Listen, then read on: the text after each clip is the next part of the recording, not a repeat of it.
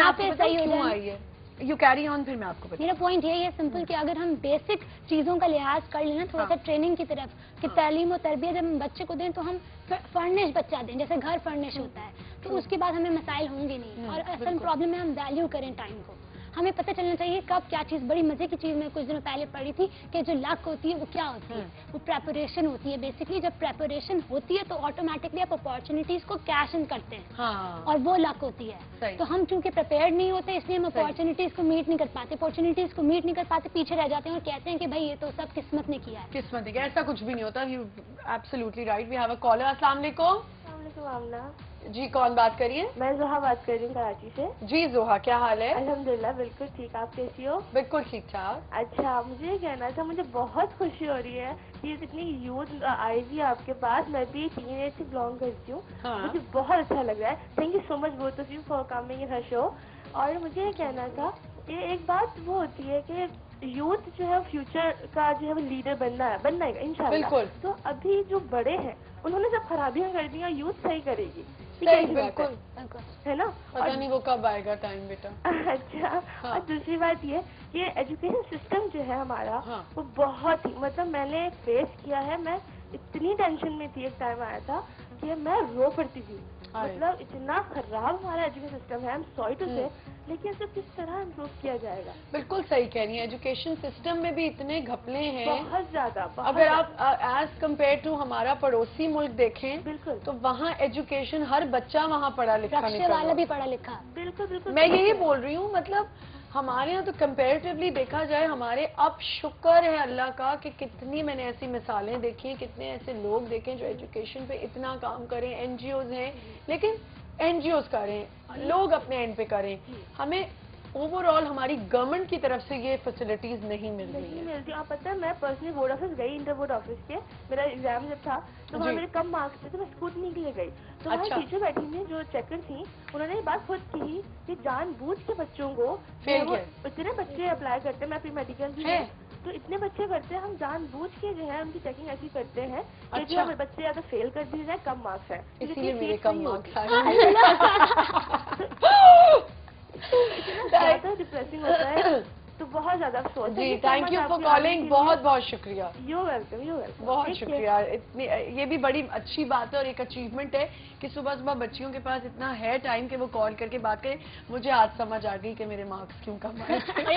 क्योंकि मैं इतनी इंटेलिजेंट थी और मेरे इतने अच्छे मार्क्स होंगे लेकिन मुझे टीचर्स ने जो है कम मार्क्स। अच्छा, इस पे ये कमेंट जरूर ले लेंगे। दुखे में बात मुझे आई कि मार्क्स तो उन्होंने कम दे दिए, जो भी उनका रीजन हुआ, आंखें बंद करके उन्होंने पेपर चेक किया, जो भी वहाँ पे जो बच्चा फेस कर रहा है उसका दिमाग मैं तो कुछ कर ही नहीं सकता, वहाँ तो वो डिमोटिवेट हो गई ना और वो आगे बढ़ना भी नहीं चाहेगा। फिर उस स्टेज से देखो ये टीचर्स की ड्यूटी है। ये किस किस्म की वैसे उन्होंने मिसाल या उन्होंने एक्सक्यूज दी कि हम जानबूझ के फेल करते हैं। क्या मतलब है यार, अगर कोई इतनी मेहनत कर रहा है तो आप उसको आगे नहीं बढ़ने दोगे? थोड़ा सा मसला ना हमारे एंड पे भी होता है कि मैं बार बार एक बात कह रही हूँ, प्रेपरेशन नहीं होती। देखिए सिंपल सी एक एग्जांपल है, मुझे हार्वर्ड यूनिवर्सिटी जाना है। वर्ल्ड की एक जबरदस्त यूनिवर्सिटी का नाम है। अब मुझे पता ही नहीं है कि मुझे जीमैट की तैयारी करनी है, जीआरई पढ़ना है, मुझे आइल्स देना है, मुझे टोफल देना है। अगर मुझे इतने से भी नहीं पता है तो मैं कैसे हार्वर्ड पहुंचूंगी? नतीजतन मैं हार्वर्ड नहीं पहुंचूंगी। तो ये मेरी गलती है या तो मुझे आपने रिसर्च ही नहीं की है इसके बारे में, कोई बात आपको पता ही नहीं है। तो हमारी इसमें भी थोड़ी सी है, लैग करते हैं हम लोग हर चीज में। वो जो प्रिपरेशन नहीं करते चीजों के। पब्लिक स्पीकिंग स्किल्स हमारे यंगस्टर्स के लिए कितने जरूरी है? जरूरी पब्लिक स्पीकिंग तो मैं ऐसे एज सच फेवर नहीं करूंगी क्योंकि हर कोई लीडर तो नहीं बन सकता। कुछ लोगों को फॉलोअर भी बनना पड़ता है। लेकिन हाँ, बेसिक कम्युनिकेशन की जहाँ पर हम बात करें तो कम्युनिकेशन के लिए तो हमारे पास मीडियम्स ही मीडियम्स हैं। इवन जो ये मीडियम यूज करती है वो कलर्स है, वो एक्सप्रेशन। मैं उस पर आने वाली थी कि अब आप मुझे बताना कि आप कैसे समझते हो कि आपकी जो आप काम कर रहे हो वो यूथ को कैसे हेल्प करता है। आप मुझे पहले कंप्लीट कर दो। मैं कम्युनिकेशन के हवाले से ये बात करी थी कि देखें कॉन्फिडेंस जरूरी है, लेकिन अगर पहले आप पिक करें, जैसे मैं अपने ट्रेनिंग सेशन में एक बात पे बड़ा फोकस करती हूँ कि ये ना देखो लोग क्या कर रहे हैं, हो सकता है तुम्हारे अंदर कुछ ऐसा खास हो जो दूसरे में नहीं है, तो तुम उसको फोकस करो। रादर कि वो जो एक ट्रेन चली हुई है सब उसके पीछे पीछे पीछे पीछे भागते रहो और अपने माजी से अपना कनेक्शन तोड़ो। एक पर्सनल बच्चों के लिए भी ट्रेनिंग दो। बच्चों की भी ट्रेनिंग होती है हमारे लिए।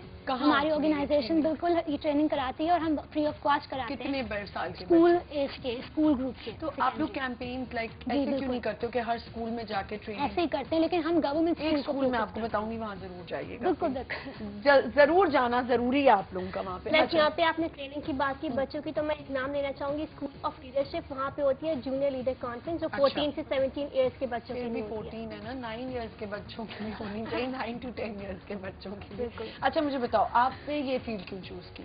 मेरा वही मसला था रेडियो का, मुझे किस तरह आना है, लेकिन एक चीज़ की मुझे अपनी बात पहुंचाने का बहुत शौक था और मैं बहुत शाय थी, तो मैंने ब्लॉगिंग से स्टार्ट किया। मैं अपने ब्लॉग्स लिखती हूँ ताकि मैं अपनी बात दूसरों तक पहुंचा सकूँ। अच्छा। प्लस ये कि मुझे ये था कि सब MBA करें, सब डॉक्टर करें, सब इंजीनियरिंग बन रहे। मैंने कहा मुझे कुछ डिफरेंट करना है, बहुत तो मैंने अच्छी बात कलर्स है को ये। चूज किया। और तो आप मैं कलर से fashion पे कितना आई। अपने मुल्क को कितना रिप्रेजेंट करते हो आप? बिल्कुल, तो वही है कि जो मेरा तो मीडिया, किस चीज में कर रही हो?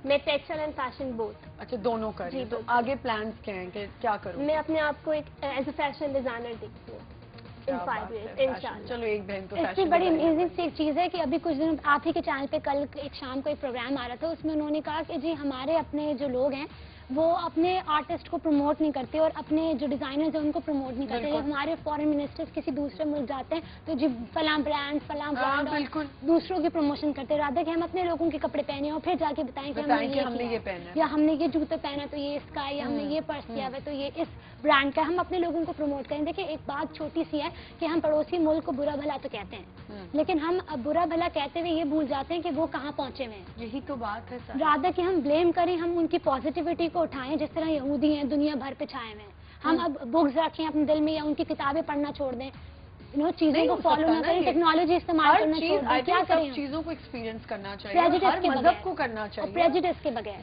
बिल्कुल। और यहाँ पे यही देखा जाता है कि वाकई मैंने इतने लोगों को देखा है कि पड़ोसी मुल्क की बातों को बुरा बोल रहे हैं, ये बोल रहे हैं, वो बोल रहे हैं, लेकिन उनकी कुछ ऐसी बातें हैं जो पॉजिटिव भी हैं।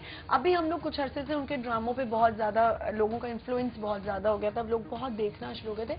लेकिन मुझे ऐसा लगा, मेरी अपनी एक परसेप्शन है या मेरी थिंकिंग है, मुझे ऐसा लगा कि वो ठीक है, ड्रामे वाकई बहुत ड्रैग्ड हैं, बहुत ज्यादा एक ही चीज, लेकिन आपने उसमें एक चीज देखी कि वो अपने मजहब को कितना प्रमोट करते हैं। हमारे ड्रामों में ये जरूर दिखाया जा रहा है कि जी उसका अफेयर उससे चल रहा है, ये चल रहा है, वो चल रहा है। मजहब को कहाँ हम प्रमोट करते हैं? वो एक था ना कि सोनिया गांधी ने कहा था, if I am not wrong, अगर आप देख, सॉरी मैं आपकी बात यहाँ काट रही हूँ, जब आप देखते हैं उनके ड्रामा में एक जो टाइम होता है, अगर 1 घंटे का ड्रामा है तो उसमें 15 मिनट वो जरूर दिखाएंगे कि वो पूजा भी कर रहे हैं, वो अपने मंदिर भी जा रहे हैं। इसमें कोई अपने मजहब को तो वो दिखा रहे हैं, वो अपनी किस तरह कल्चर को प्रमोट करें। हमारे यहाँ क्या है, ड्रामा तो बहुत अच्छा है, पेस बहुत अच्छी है, स्टोरी बहुत अच्छी है, हर चीज अच्छी है, लेकिन उसमें कहाँ है मजहब? अभी मैंने देखा जो एक ड्रामा बड़ा हिट हुआ कि उसमें वो 5 वक्त की नमाज भी पढ़ी है और हर चीज करी है, तो ये अच्छी चीज है। कल्चरल इन्फ्लुएंस का वो मैं जो आप वॉर क्या की कह रहे बात करी थी कि उन्होंने कहा था कुछ अरसे में हम हर घर में मौजूद होंगे और केबल की शक्ल में है। ड्रामा को मैं बिल्कुल वो करूंगी कि हाँ ठीक है गलत था थोड़ा, लेकिन अब उनके कमर्शियल्स देख लें, उनकी मूवीज इतनी इंस्पायरिंग है कि जब हम ट्रेनिंग सेशंस करते हैं तो हम उनमें बाकायदा गानों को या उन क्लिप्स को कोट करते हैं कि बच्चों को हम रियलाइज कराएं कि जो तुम लोग ने बिल्कुल फॉर ग्रांटेड ले लिया उसमें मैसेज क्या है। तुम ये भी तो देखो कि इसमें कितनी मोटिवेशन है, तुम्हें किसी और जगह की जरूरत ही नहीं है कि अगर चीजों को ट्रूली फिल्टर करके लो, फिल्टर कर। ये आप भी डिबेट वगैरह करती हो? जी बिल्कुल, मेरा स्टार्ट डिबेटिंग से ही था। इसमें टाइम कैसे मिलता है लड़कियों को डिबेट्स लिखने में? और फला मैं तो कॉलेज में जब डिबेट्स हो रही होती थी ना, जब दूसरे कॉलेज से लोग आते तो हमें तो यही इंटरेस्ट होता था कि अब कौन आने वाला है वहाँ से कॉलेज से। टू बी वेरी ऑनेस्ट, जो बच्चियों की होती है, और हम तो वो वाली लड़कियां होती थी जो बस ऑडियंस में बैठ के मस्तियां करी हैं, डिबेट्स के ऊपर हंसी मजाक करी हैं।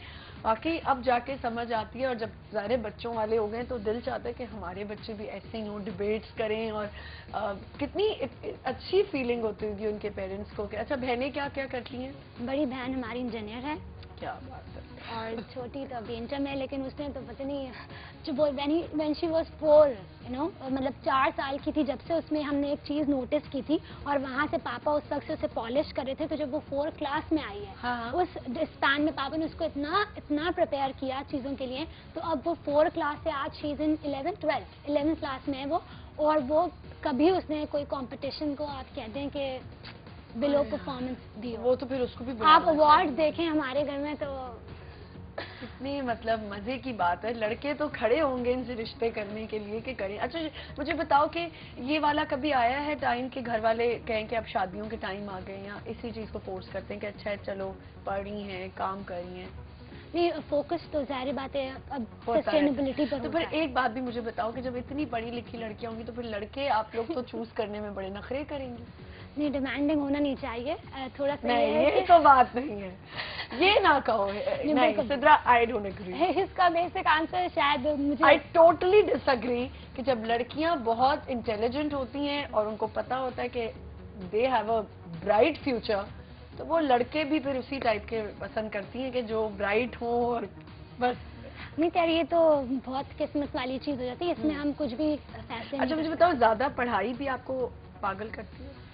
डिपेंड करता है कि आप उसको कितना ले सकते हैं। कुछ चीज आपके लिए बनी हुई नहीं होती, जैसे मैंने पहले ही कहा कि आप देख लें कि चीज आपके लिए कौन सी है। सही। तो अगर आपको लगता नहीं है कि आप उस लेवल के हैं तो फिर आप ज्यादा ना जाएं, वैसे होता है ऐसा। सही होता है, मैं बताऊं ये बहुत ज्यादा होता है। पेरेंट्स भी कहीं कहीं आके बहुत डिस्टर्ब हो जाते हैं इस बात से कि अब मेरी बच्चियां इतना पढ़ रही हैं, मेरे बच्चे इतना पढ़ रहे हैं। देखो लड़के तो वो तो जितने भी इंटेलिजेंट हो जाए ना, उनको बीवी बेवकूफी अच्छी लगती है। बिल्कुल, ये बात इतनी कोई कंफर्म है जब हम देखते हैं ना कि यार इतना पढ़ा लिखा लड़का, इतना गुड लुकिंग लड़का। ये मैं इसलिए ये बातें शो पे करती हूँ कि ये हम रोजमर्रा True की है। जिंदगी में देखते हैं बातें, एक्सपीरियंस कर रहे हो। और क्यों ना करें शो पे, लोगों के दिमाग खुलते हैं, अवेयरनेस होती है।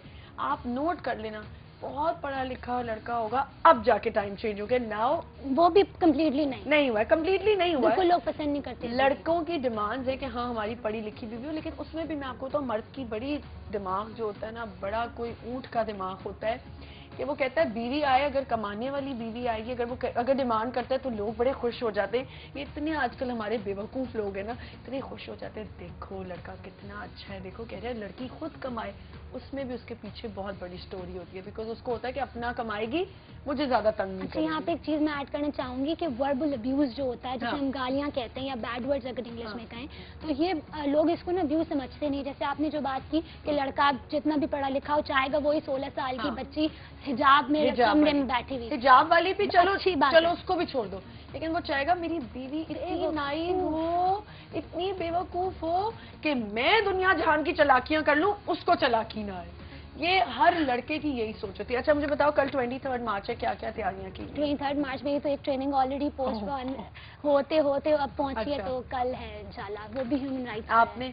मैं अपना सोच रही हूँ कि अब टाइम मिला है छुट्टी का तो अपना काम कंप्लीट कर लूँ। ठीक है, thank you so much for Most coming, welcome. And I am sure inviting you all again, both of you and your sister and your friends. मैं चाहती हूँ कि हम यूथ पे बहुत सारे शोज करें ताकि अवेयरनेस जितनी फैल सकती है वो फैले। देखो और शोज तो होते ही रहते हैं, सेलिब्रिटी शोज होते हैं, सब कुछ होता है। जितनी इन्फॉर्मेशन आप दे सकें लोगों को, और आपकी वजह से देखें अभी कितनी लड़कियां होंगी जिनके अंदर एक मोटिवेशन, आपकी ट्रेनिंग आदि तो आपने आज यहीं कर ली, और इंशाल्लाह इंशाल्लाह इंशाल्लाह जरूर। मैं I am so happy to have you on my show, so glad, I hope you had fun. I hope हमारा ज्यादा टाइम होता तो हम और बातें करते हैं इंशाल्लाह, फिर आपको इंशाल्लाह इनवाइट करेंगे। थैंक यू सो मच ना, बहुत ख्याल रखें, अच्छा सा दिन गुजारें। कल इंशाल्लाह 23 मार्च है, हम कल बहुत जबरदस्त शो करने वाले हैं। आप हमें कॉल्स कर सकते हैं, अपनी पार्टिसिपेशन जाहिर है बहुत जरूरी है आप लोगों की, आप हमें अपना फीडबैक दे सकते हैं हमारे ईमेल एड्रेस chuloasman@news1tv.tv पे, और मैसेज ऑन www.facebook.com/chuloasman। कल 23 मार्च है, कल का शो बहुत इंपॉर्टेंट होगा, जरूर देखिएगा। बहुत ख्याल रखें, खुदा हाफिज।